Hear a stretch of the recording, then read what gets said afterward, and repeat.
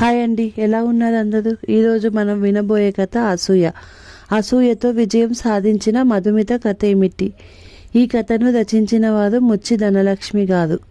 మధు, ఎలా ఉందే నా డ్రెస్సు? రివ్వున తూనీగల లోపలికొచ్చింది రవలి. కుంకుమ రంగు డ్రెస్సు మీద అక్కడక్కడ వాలినట్లు బంగారు రంగు సీతాకోక చిలుకలు. అసలు పసుపు కుంకుమల కలయికలోనే ఆ అందం ఉంటుందేమో. రెప్ప వేయకుండా అలాగే చూస్తున్న మధుమిత మొహం సంతృప్తి కలిగించింది రవలికి. ఇదిగో ఈ పచ్చల హారం చూడు, అతిశయంగా చూపించింది రవలి. మెడలో అతికినట్టుంది సరిగ్గా. డ్రెస్సుకి కూడా బాగా మ్యాచింగ్ అయ్యింది. చాలా బాగుంది, నీకు బాగా సెట్ అయ్యింది మనస్ఫూర్తిగా చెప్పింది. Thank you so much. మా మామయ్య కొన్నాడు. నెక్లెస్ డాడీ చేయించారు. ఇంకా అమ్మమ్మ 2 డ్రెస్సులు కొంది తెలుసా? అవి ఇంకా చాలా బాగున్నాయి. నానమ్మ కూడా ఒక డ్రెస్సు కొంది. ఈ పండుగకి మొత్తం 4 డ్రెస్సులు వచ్చాయి. ఇవి చూపించాలనే ఇంటికి రాగానే నీ దగ్గరికే వచ్చాను. ఆగి మధువైపు చూసింది. అవును, నీ డ్రెస్సులు చూపించవా నాకు? అప్పటి వరకు రవలి చెప్తున్నదంతా నవ్వుతూ వింటున్న మధు మొహం వెలవెలబోయింది. సమాధానం చెప్పలేక మౌనంగా ఉండిపోయింది. అదేంటి మొహం అలా పెట్టావు? పెద్ద పండుగకి కూడా ఏం కొనలేదా? నువ్వెలా ఊరుకున్నావు? నీ ప్లేస్లో నేనుంటే అలిగి అన్నం మానేసి ఏడ్చి ఎంత గోల చేసేదాన్నో. అలా చేసేనే మనం అడిగినవి కొంటారు రహస్యంలో చెప్పింది. తను అలా చేస్తే ఇంట్లో తిట్లు ఎలా ఉంటాయన్నది తెలుసు కనుక నోరు మూసుకొని ఊరుకుంది మధు. కాసేపు అమ్మమ్మ వాళ్ళ ఇంటి విషయాలన్నీ చెప్పి వెళ్ళిపోయింది రవలి. చదవడానికి తీసిన పుస్తకాలన్నీ పక్కన పడేసింది మధు. మనసంతా చిరాగ్గా విసుగ్గా అయిపోయింది రవలి రాకతో. ధనవంతుల జాబితాకి దగ్గరగా ఉండే రవలికి మధ్యతరగతి కుటుంబాల అట్టడుగున ఉన్న మధుకి స్నేహం కుదరడం విచిత్రమే. కొత్తూరులో ఉన్న ఏకైక ప్రైవేట్ కాలేజీలో ఇంటర్ చదువుతున్నారు ఇద్దరు. చుట్టూ తన స్థాయికి సమానమైన వాళ్ళు చాలామంది ఉన్న తనకన్నా అన్ని విధాలుగా తక్కువ స్థాయిలో ఉన్న మధుతో స్నేహం కుదుర్చుకుంది రవలి.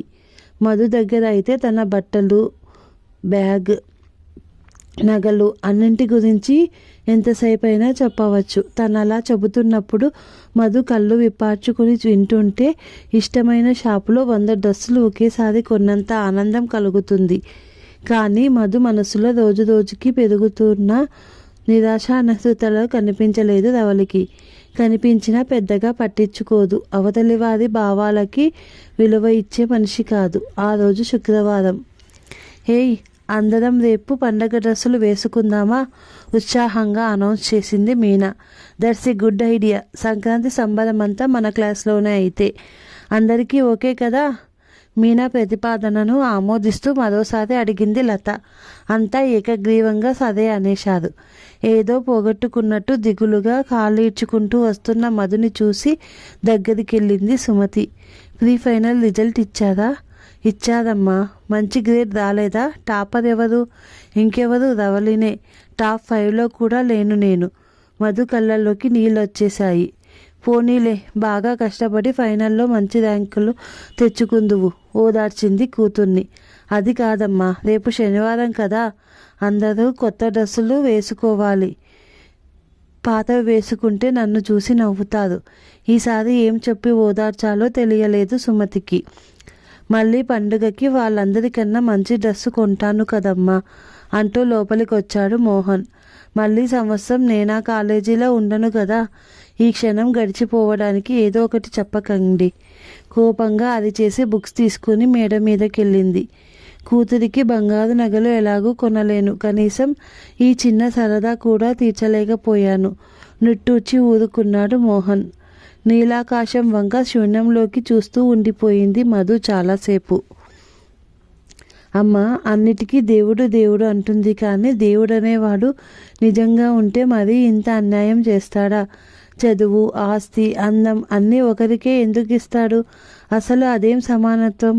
దాదాపు గంటసేపు అలానే ఉండిపోయింది.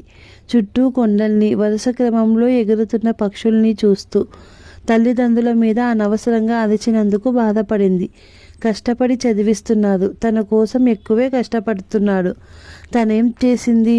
తిట్టుకుంటూ బుక్స్ ఓపెన్ చేసింది.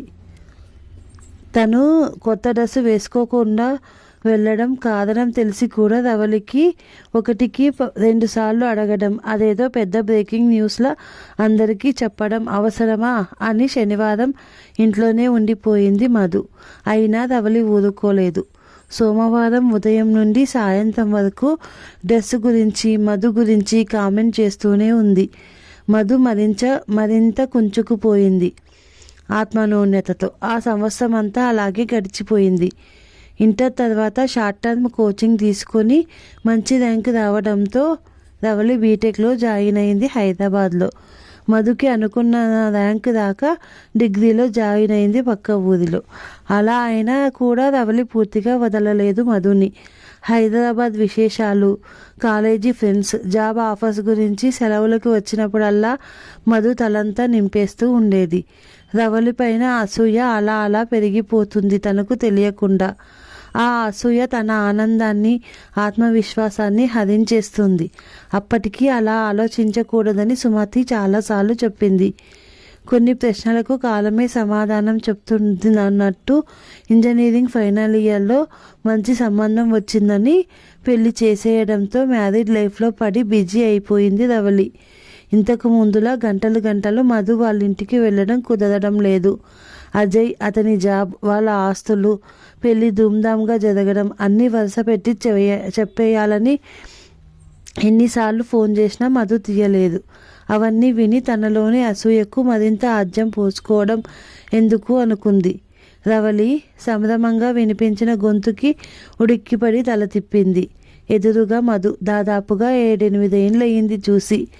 అన్నాళ్ళ తర్వాత పాత స్నేహితురాలు సడన్గా కనిపించడమే చిత్తంగా ఉంటే ఎప్పుడూ తనని తాను తిప్పుకొని తిరిగే మధు తనంతట తానే వచ్చి పలకరించడం ఇంకా విచిత్రం అనిపించింది.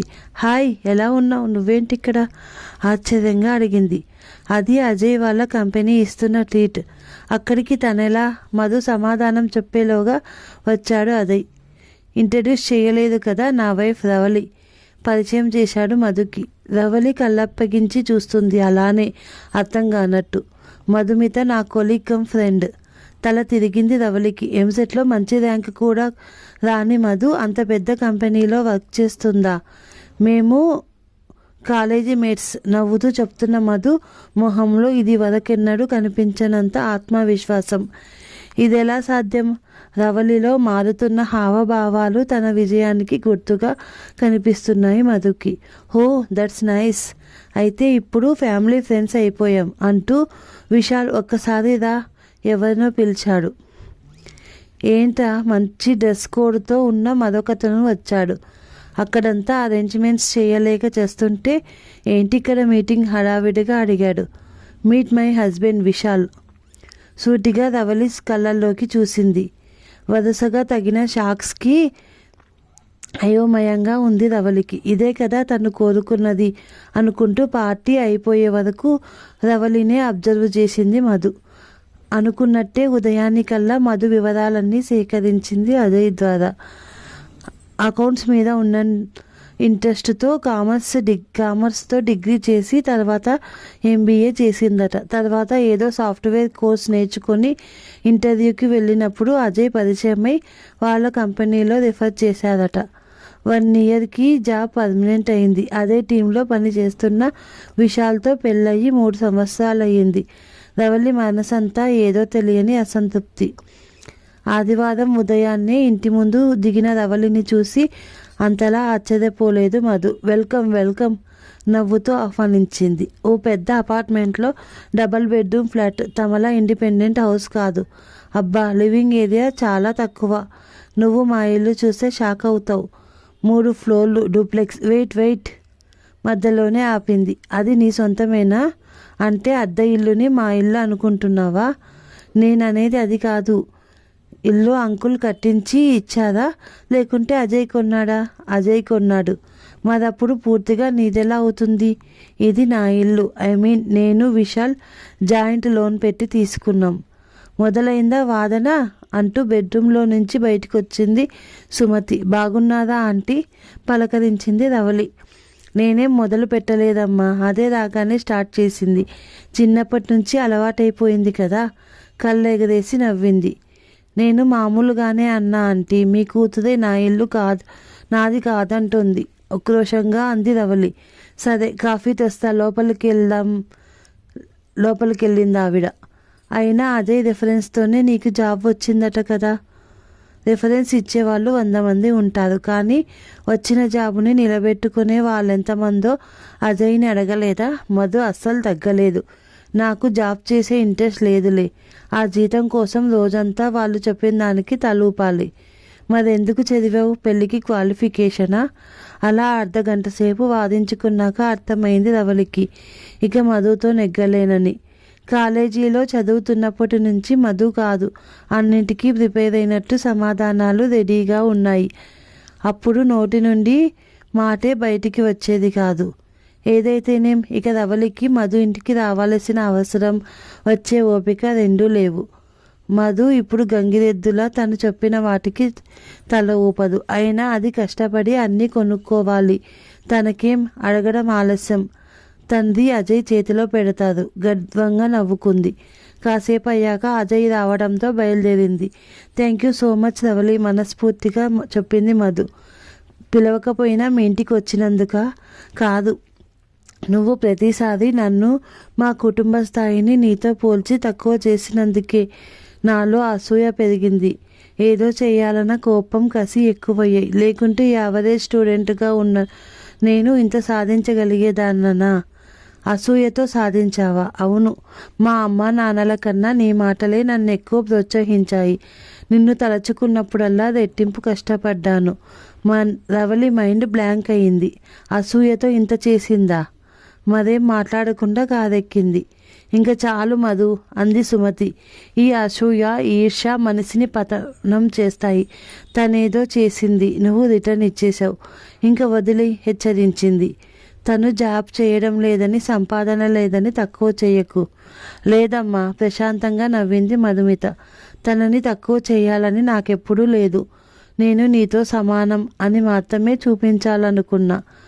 తను తన కుటుంబం తప్ప మిగిలిన వాళ్ళందరూ అదమ్ములు అన్న భావన వదిలేయాలని అలా మాట్లాడా. ఎవరినైనా తక్కువ చేసి బాధ పెట్టే హక్కు లేదుగా తనకి. అయితే నీ సక్సెస్కి కారణం మేమెవరం కాదు రవలి అన్నమాట. అది మాత్రం నిజం. నవ్వుకుంటూ తల్లి భుజాల చుట్టూ చేతులేసి లోపలికి నడిచింది మధు. ఓకే ఫ్రెండ్స్, ఈ కథ నచ్చినట్టయితే లైక్ చేయండి, షేర్ చేయండి, సబ్స్క్రైబ్ చేయండి. Bye friends.